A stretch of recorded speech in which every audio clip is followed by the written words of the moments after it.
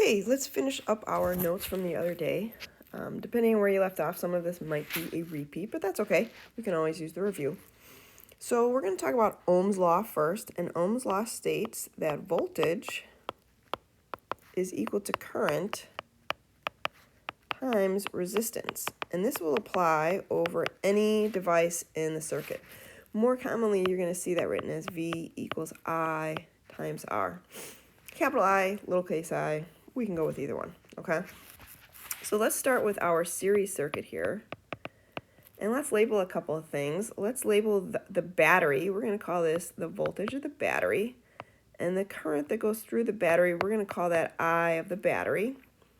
Then we're going to call this voltage 1. So we're going to call this resistor 1. We're going to call that resistor 2. The current through that resistor, we're just going to call I1. And the current through second resistor, we're going to call I2. And then right here, of course, we're going to have our second voltage over our second resistor there.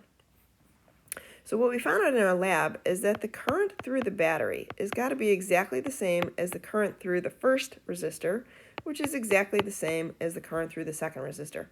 And we know that because the current is like the flow of water, and the water can't escape the pipes, just like the flowing charge cannot escape the wires. So we know that those currents are going to be equal. We also found in our lab, hopefully, that the voltage across the battery is equal to the voltage across resistor 1, or in our case in the lab it was a light bulb, plus the voltage across resistor 2. And now that we've defined electrical potential, we should see why, right? Because we know that when we get to this part of the battery, we know the battery's job is to get the energy from here, this level here, to this level here, right? That's the job of the battery. And then as the current flows through, we have an electric potential difference, so we lose some energy here, and then we lose some additional energy here, so that by the time the current gets back here, we've lost the same amount of energy over these two resistors as we've gained from the battery. And electric potential isn't really energy because we're dividing out the charge of the electrons that are flowing, but it's a nice way to think of it, okay? Then the last thing we'll put in here, we won't use this a lot, is that the total resistance of the circuit for a series circuit is equal to the first resistor plus the second resistor, okay? Now let's take a look at our parallel circuit, because we're going to see a few things that are different in our parallel circuit. We're still going to label things very similarly, though. We're going to say that this voltage right here is the voltage across the battery, and the current through it is the current through the battery. Then this is R1, this is R2, so we have the current through resistor 1, we have the current through resistor 2, and we have the voltage across resistor 1, and we have the voltage across resistor 2. And we remember, I don't know how that happened, we remember that the battery current is equal to the current through resistor 1 plus the current through resistor 2. Now, the reason that is because let's look and see what happens here. We know that we've got current coming from the battery. Well, when that current gets to here, this is kind of like a fork in the road. The current can either go this way through resistor 1, or it could go this way through resistor 2. And then when we get to the second fork, that current has to recombine to the total. So the current through the battery is equal to this current that goes through resistor 1 plus the current that goes through resistor 2. But look at how our voltage is different. Our voltage across the battery is really the same as the voltage across resistor 1, which is really the same as the voltage across resistor 2. So we can state that as the voltage across the battery is equal to V1, which is equal to V2. Now the resistors, this is kind of crazy, and we won't use this much, but I do want you to have it in your notes. The resistors don't add the way they did in a series circuit. We have to invert the resistances to get them to add correctly. So we'll see later on if we want to do a couple of problems like that.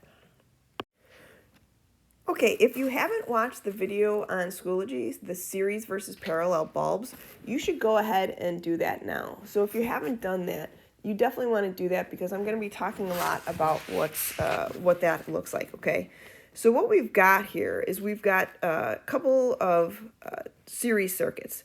So this first circuit really isn't even series because it's just a battery connected up to a light bulb. But the second one certainly is because we've got two light bulbs and we can see how those light bulbs are connected in series.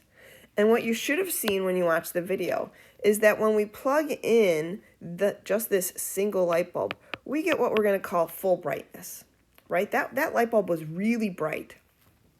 But when we plug that second light bulb in, or when the guy who made the video did it, we got two light bulbs that were much less bright. So I would say that those were about half as bright, right? So we don't even really need that full. We can cancel that out there.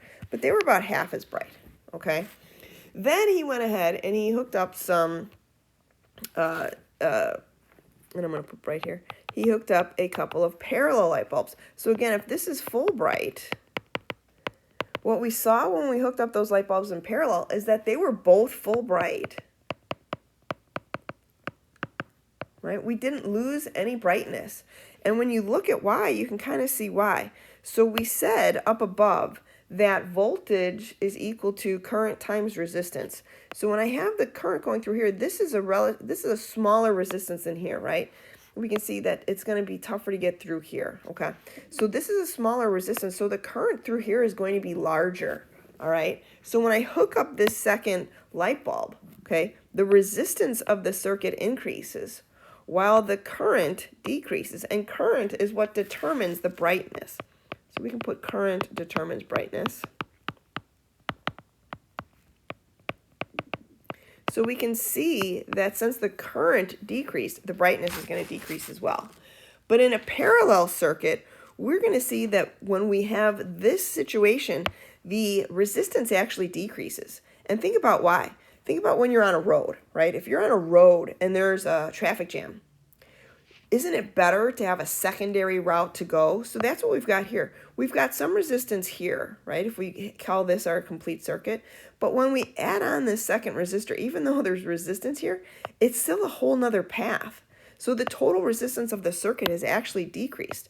So what we find is that the total resistance is increased, which means that the current is going to increase, right? The total current, okay?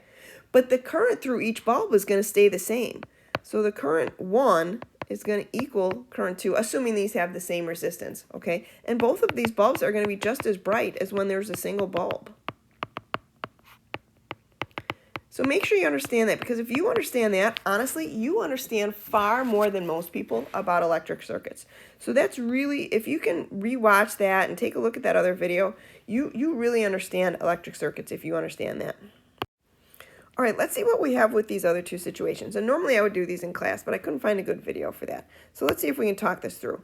Here we've got a situation where the current's coming through, it's going through A, and then it's branching off to B and C. So hopefully you see that A is going to be the brightest, okay? And B and C are going to be dim because all the current that's going through A, then half of it's going to go through B and half of it's going to go through C.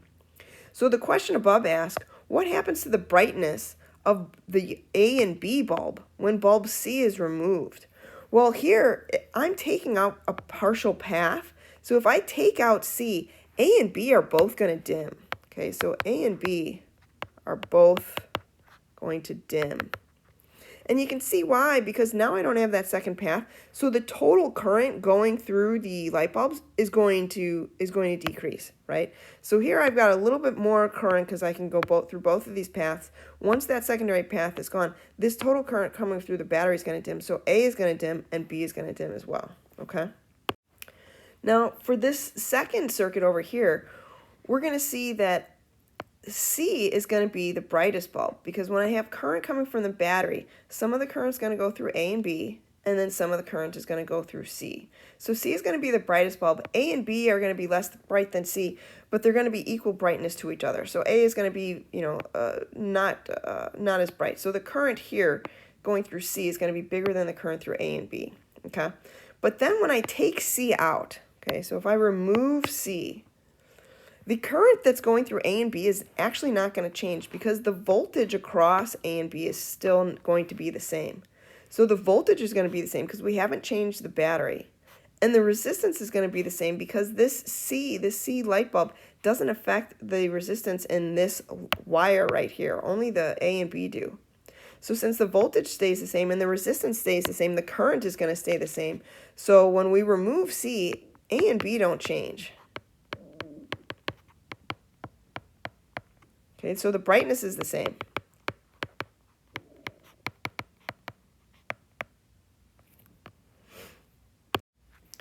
Okay, the last thing we're going to talk about are some electrical safety devices. So you might have heard of a fuse before, and fuses are commonly used in cars, but they're really not used very much anymore, and certainly not in houses. So they're some older technology. And basically the way they work is that it's a wire that will easily melt if there's too much heat applied. So if there's too much current applied to the wire or to the fuse, the wire in the fuse, that wire is going to melt, and that breaks the circuit. It acts like a switch, right? So when we have too much current, we get too much heat, and the wire melts. This breaks the circuit, and the current won't flow. So these devices that we're going to talk about are designed to protect your house. They're not designed to protect your appliances. They're designed to protect your house from burning down. So imagine that you don't have a fuse, right? You have no fuses in the house. And now you connect something, a broken device, that will pull tons and tons of current, more current than the wires can withstand. Well, those wires will just heat up, but they won't necessarily melt because that's not what they were designed to do. So those wires heat up. Well, what happens when the wires get hot? The insulation around them gets hot. Well, what happens when the insulation around them gets hot? Well, now they're in your wall, and your wall is made of gypsum and it's made of wood. So when that gets hot enough, you can actually burn down your house. Okay. Now the reason fuses aren't used anymore in houses is because they're easy to get around. So let's say your fuse blows in the middle of the night and you can't find another fuse. You know what people would do? They'd go get a stack of pennies and they'd throw the pennies in there. And then the next day they'd tell themselves, oh, I'm going to go get a fuse tomorrow. But then they'd forget, right? What if you forget? Now you have no fuse, and whatever caused that fuse to blow in the first place is going to cause a fire at some future time. So for the most part, we don't use fuses anymore. Instead, we use circuit breakers, okay? And these are newer, and they're an electromagnetic switch. And we haven't talked about electromagnets yet, but basically, if you look at our doors in the building here, they work on electromagnet. So it works so that if there's too much current, the electromagnet switches and the current is shut off, okay? So these are nice because they can be reset once the problem is fixed. So once you figure out what device is causing the circuit to pull too much current, you can get rid of that device, and then you can reset your circuit breaker, and you won't have any problems anymore. So it's going to be reset once the problem device is removed.